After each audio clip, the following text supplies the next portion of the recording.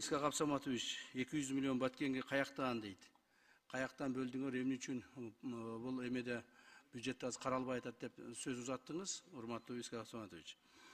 Чын айтыш керек, бул азыр ГИКке курулуп аткан үйлөргө, мына ГИКте урматтуу президент айтпадыбы? 50 000 квартира курабыз депчи. Уже 2 жылдын ичинде 25-26да, 24 кошпогондо. Бул деле кошулат. 50 000 квартира курабыз деп атат. 50 000 квартираны мондай эсептеп чыкканда где-то бир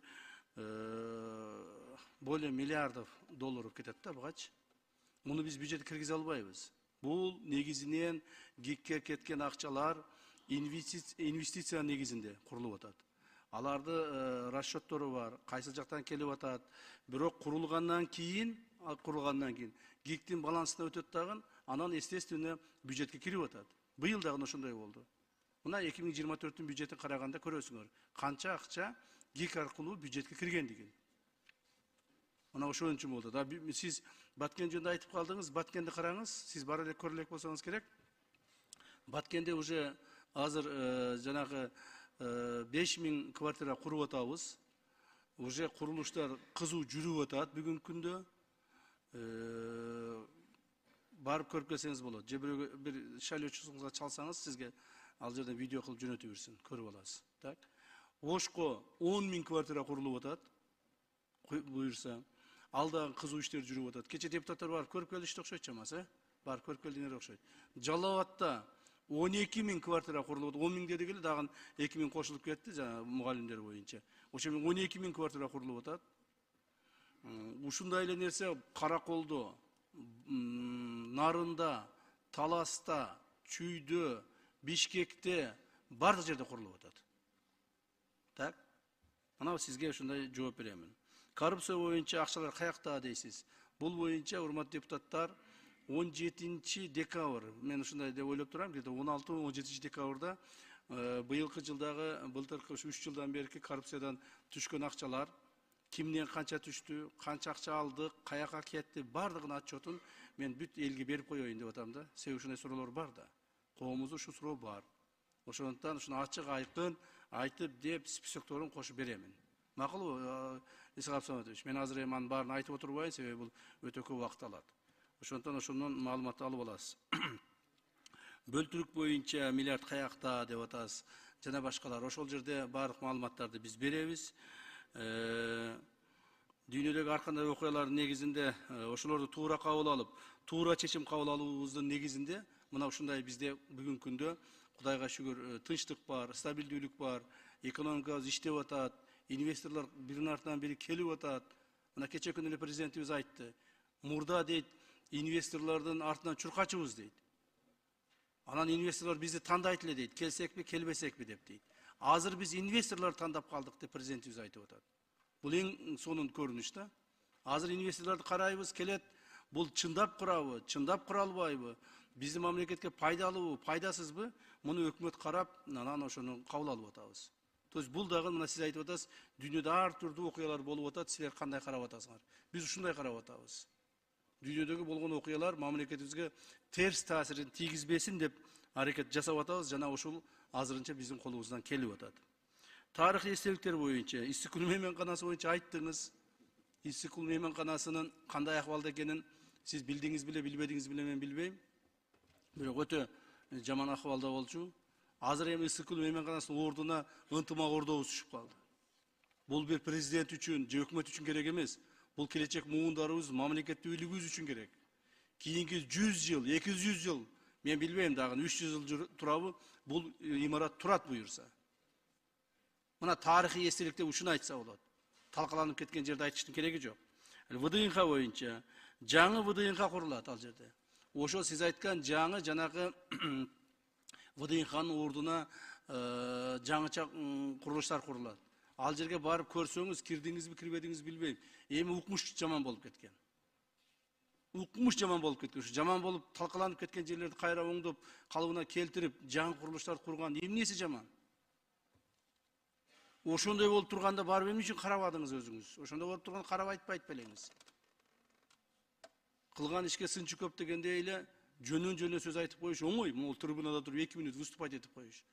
Бирок ошол жерде бир зданияны бузуп, ордуна жакшысын куруп, элге пайдасын тийгизип коюш өтө оор нерсе. Кыйын. Чоң эле киши ушуларды эсиңизге алып койсоңуз жакшы болот эле. Кытайлар көмүр боюнча эмнеге иш болбой жатат дейсиз? Кытайлар көмүр боюнча биз менен соглашение түзгөн кытайлардын бардыгынын иши жүрүп атат. Кыргыз көмүрдөн маалымат алсаңыз болот. Кыргыз көмүр жетекчиси барбы? Встать, туруңуз. Мына. Азыр айтпай эле коюң вообще. Маалыматтарды Исхак Абсаматовичке берип коюңуз, макулбу?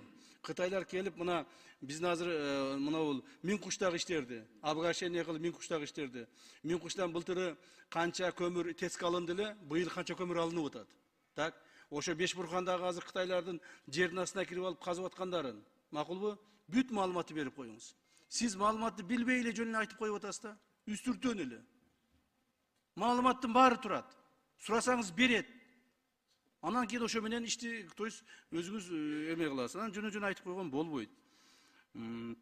Өкмөттүн айткан бардык убадалары боюнча өкмөт убадаларын баарын аткарып келатат. Туура, бул деген турмуш. Анча-мынчасы аткарылбай калышы мүмкүн.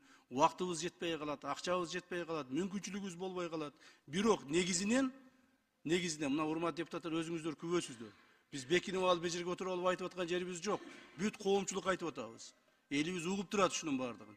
Негизинен өкмөт айткан нерселерди ашыгы менен аткарып атат. Ашыгы менен, жолуңду деле ашыгы менен, мектебиңди деле, садигиңди деле, жана башка социалдык объектилерди деле ашыгы менен аткарып атышат.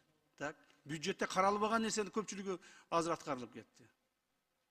Ошондуктан өкмөттү убадаларын аткарбай атат деп баягы күнөөлөш дагы туура эмес деп эсептеймин. Коррупцияны жоготуш кыйын деп атасыз. Коррупция баары бир кала берет деп атасыз. Туура айтасыз. Ошон үчүн сиз айткандай биз мыйзамдарды катаалдаштырып атабыз. Өткөндө ошо коррупциялык мыйзамды караганда сиз жок болдуңуз. Келип жардам берсеңиз болот эле. Мына экинчисин эртең карайбыз, ошондо келип өзүңүз добушуңузду бериңиз. Салымыңызды кошуңуз депутат катары. Макулбу? Ошо сиз кабыл алган мыйзам негизинде биз коррупцияны жоготобуз буюрса. Дагы бир жолу айтайын. Коррупцияны мен өзүм жогото албайм. Баарыбыз мына урматтуу депутаттар менен, коомчулук менен, эл журтубуз менен кошулуп жоготобуз. Аракет кылсак жок болот. Бандиттер жоготобуз дедик беле? Жоготтук мына. Мына ошо бандиттер менен көпчүлүгүбүз иштеп келдик эле. Кана ошо бандиттер азыр? Жок. И болбойт дагы. Коррупцияны да ушундай кылабыз. 2025-26 Кыргызстандагы коррупция тим эле ушу сиз айткандай минимизация болуш керек да. Жок болуп кетсе мындан да жакшы болот. Кудай калса бардык күч аракетибизди жумшайбыз. Жанагы айткандай ушу мамлекеттик трибунадан дагы айтып коеюн, урматтуу депутаттар, урматтуу мамлекеттик кызматкерлер. 1 январдан баштап силер кабыл алып берсеңер мыйзамды, президентибиз кол коюп берсе, 2025 жыл 1 январдан баштап коррупциялык мыйзамдар татаалдашат жана катаалдашат. Ким коррупцияга тиешеси болсо, чинине карабастан, кылган эмгегине карабастан, ээлеген кызмат ордуна карабастан, так, коомдогу ордуна карабастан бардыгын жазалайбыз. Мыйзамдан корксун, менден коркпосо мыйзамдан корксун. А мыйзамды биз аткартабыз, Кудай кааласа. Ал эми Исхак Абсаматович, жана сиз бизге сын айтып, бизди анча-мынча козутуп атасыз, туурабы? Мен деле сизге айтып коеюн. Мен маалымат алдым, мен мына кече налоговыйды текшерип чыкпадымбы? Баарын текшерип атам, дагы да текшеремин. Сиз эле налоговыйда башчы болуп иштегенсиз, туурабы? Исхак Абсаматович. 14 ай иштепсиз. Сиз 14 ай иштепсиз, мен карап чыктым. 14 ай иштегенде 14 ай тең сиз иштеген маалда план аткарылбаптыр. Аткарылбаптыр. Мына статистиканы алгыла. Налоговая инспекция, Министерство финансов бүт маалыматты бергиле Исхак Абсаматовичке. Бергиле. 14 ай Исхак Абсаматович иштеген маалда бир дагы ай план аткарылган эмес. 14 айда сиз иштеп турганда 5,16 миллиард сом план аткарылбай калыптыр. Статистиканы бергиле, Алмаз. Уктуңбу? Конкретный колуна бериңиздер, караңыз өзүңүз. Ошондуктан ушундай эме кылаарда, жанагы сындардын алдында сынчынын сыңар өтүрү, не деп коет? Сыңар өтүрү майрык деп коебу эле. Ошонун сыңарында ушуну карап койсок, урматтуу Исхак Абсаматович, мен сизди жаман адам деп айтпайм. Бирок биздин кылган эмгектерди ушундай бир выступление менен тебелеп терсеп таштабаң деген үмүттө да. Күнү түнү иштеп атат балдар. ушул жердеги жигиттердин баардыгы.